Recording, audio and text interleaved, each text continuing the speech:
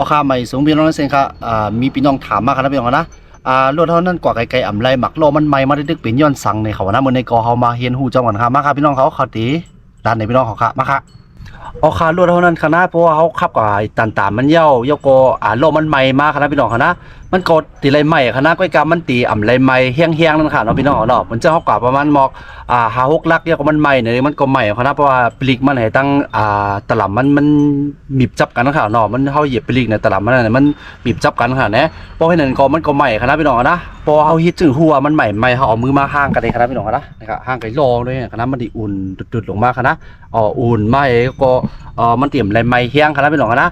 พวกใครหัวมันไม่แห้งเนี่ยก็เอามือยิบตัวคณะยิบไปฝั่งในยกกับยิบตัวฝั่งปุ้นคณะมันติดอะไรไม่เป้งกันคณะจะว่าฝั่งในไม่แห้งกว่ายกกับยิบฝั่งปุ้นทำกัดงานเนี่ยมันตีอะไรเปลี่ยนเจ้าหนึ่งคณะพี่น้องนะ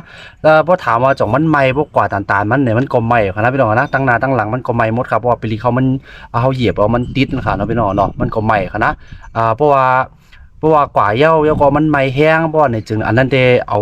แก้เอาขึ้นด้วยล้อครับพี่น้องนะขึ้นด้วยล้อก็บางปอกก็ปลิกมันจับแห้งเกินบางปอกก็ปลิกมันจับเอามันออกขึ้นค่ะเนาะมันก็ตีเฮ็ดให้มันไม่แห้งครับพี่น้องนะเอามือจับด้วยค่ะเอามือจับตัวให้ไหนก็หูค่ะนะเพราะว่ามันไม่มันอุ่นมันไม่เนี่ยมันได้ไรไม่ทั้งสองข้างมันได้ไรเพ่งกันค่ะเนาะตั้งหน้า